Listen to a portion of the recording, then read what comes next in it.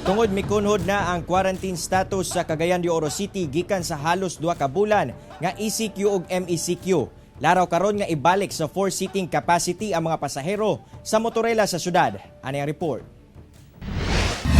Sanglit ana sa GCQ with heightened restrictions ang Cagayan de Oro City ug makonsidera ng moderate risk ang pagkatag sa COVID-19 sa syudad. Ginatun-an na karon sa City Council ang posibleng pagbalik sa 4-seating capacity sa mga pasahero sa motorela gikan sa 3 lang ka pasahero. Kini ang nakitang paagi aron makadugang sa kita sa mga rela driver nga usa sa mga labing naapektuhan sa pandemya. Matod sa Roads and Traffic Administration kon RTA nga tungod sa kagamay sa kita sa tagtulo lang ka pasahero, doon na gayud sila madakpan nga gapalusot og mas daghang pasahero.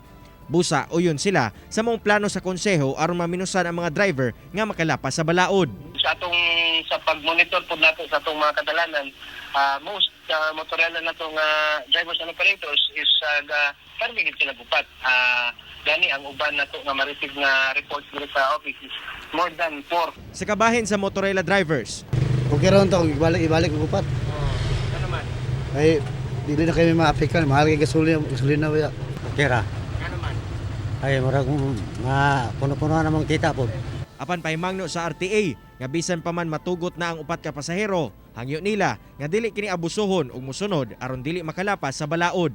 So sa ato ang 4-seating capacity since nga wala pa may na-forward gikan sa City Council nga resolution or ordinance pertaining sa pagbalik sa upat ka pasahero sa passenger nato. So hulat-hulat lang tagamay o gamay lang nga pasensya. Kauban si Makoy Sempron sa kamera. Ako si Cyril Chavez para sa One Mindanao.